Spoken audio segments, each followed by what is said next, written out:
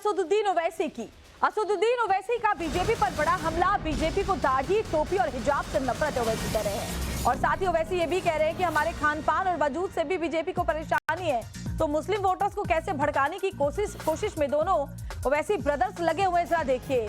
जहां छोटे भाई ये कहते हैं कि कब हमें जहर दे दिया जाए पता नहीं, वहीं बड़े भाई का कहना है कि लिबास, हिजाब हमारे खान पान से बीजेपी चिढ़ती है। मतलब दोनों भाई मुस्लिम वोटर्स को भड़काने में कोई कसर नहीं छोड़े।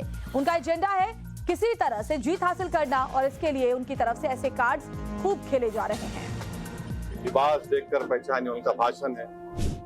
तो लिबास से नफरत है, मेरी दाढ़ी से नफरत है, टोपी से नफरत है, हिजाब से नफरत है, मेरे खाने से नफरत है।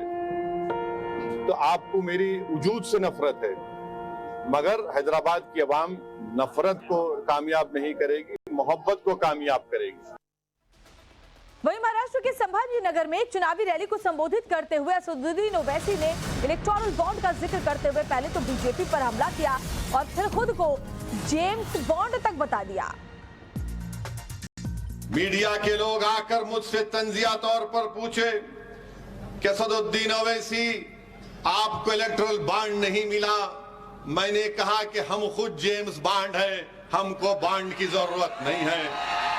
मीडिया के लोगों ने पूछा इलेक्टोरल बॉन्ड तुमको नहीं मिला, तो मैंने उनसे पूछा भाई साहब बॉन्ड का मतलब आपको मालूम? तो अंग्रेजी में बॉन्ड का मतलब यह है कि मिलना, मिलाना। मिला हमारा जो औरंगाबाद की गरीब जनता से बॉन्ड है वो पैसे की ताकत उसको तोड़ नहीं सकेगी। जो 2019 में इम्तियाज जलील को आपने कामयाब करके जो बॉन्ड आपको और इम्तियाज जलील का आपने मजबूत किया, मुझे यकीन है कि इंशाअल्लाह ताला 13 मई को वही बॉन्ड कामयाब होगा। मुझे यकीन है कि जिन लोगों ने, जिन पार्टीज को इलेक्टोरल बॉन्ड में करोड़ रुपए मिले, गरीब कभी उनको माफ करने वाला नहीं है।